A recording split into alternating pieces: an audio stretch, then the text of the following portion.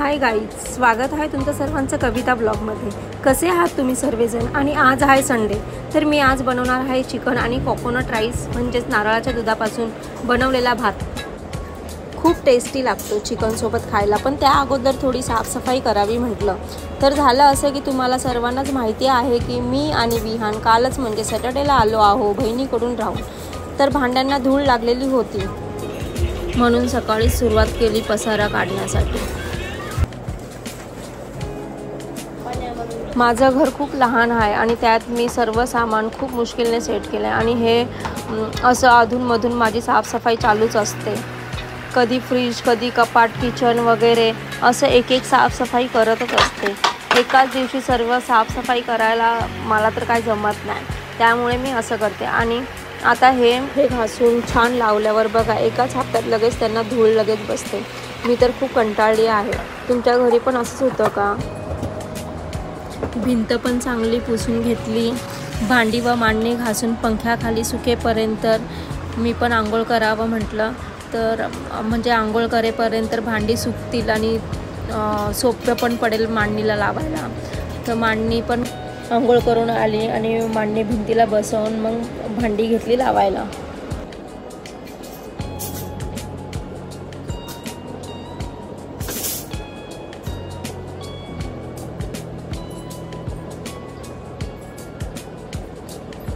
मांडणीमध्ये जरा कुठे पाणी होतं तर ते मी पुसून घेतलं अगोदर आणि मग भांडी लावली।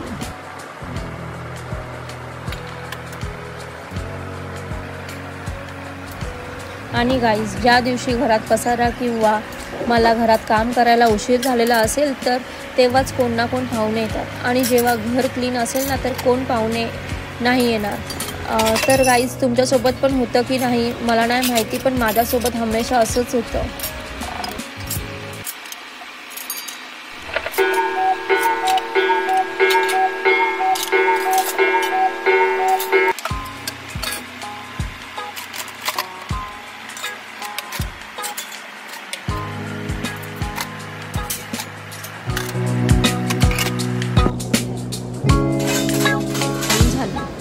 तर फायनली माझ्या भांड्याचा पसारा आवरून झाला आहे।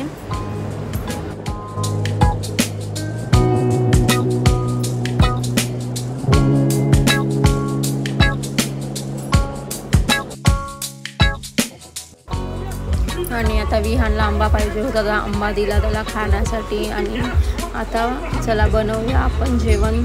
तर चिकन आणि जे राईस बनवणार त्याच्यासाठी सर्व मी सामान काढून ठेवलेलं आहे। कांदा, टमाटर, अद्रक, लसूण बघा हे सर्व काढून ठेवलेलं आहे। आणि नारळ भात बनवण्यासाठी 2 नारळ घेतलेले आहेत।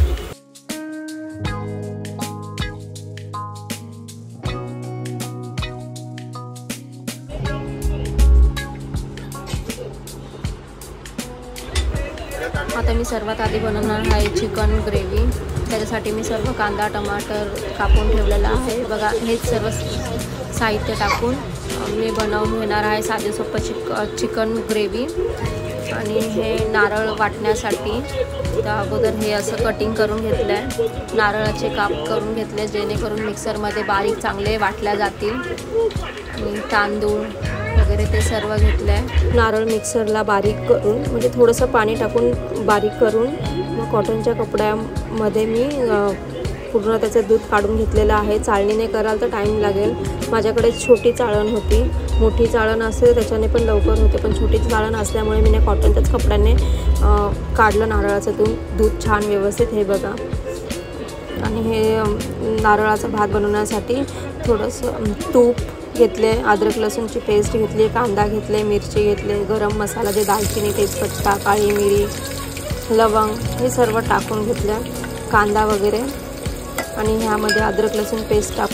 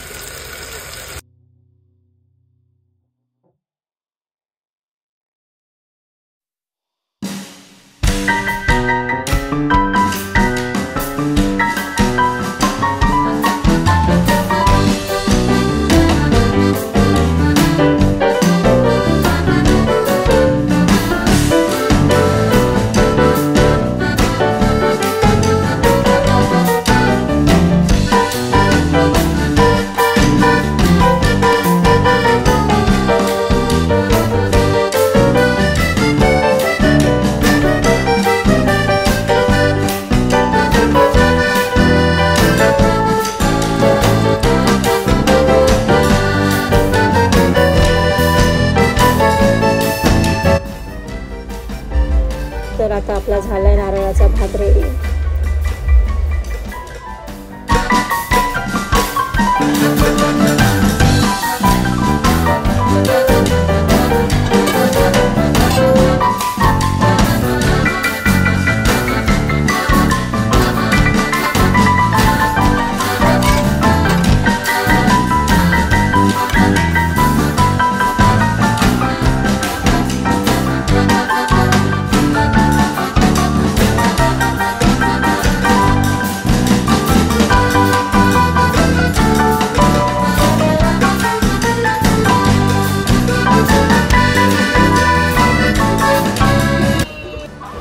दुपारचं जेवण वगैरे करून आता आम्ही संध्याकाळी मस्त आलो बीचवरती फिरायला.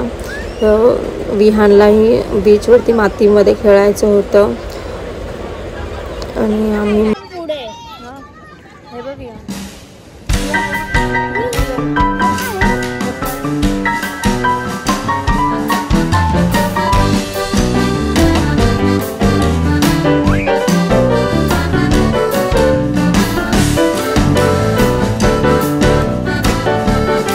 लेकर आ रहे हैं, देखो देखते रहो खिस्सा पापड़ है.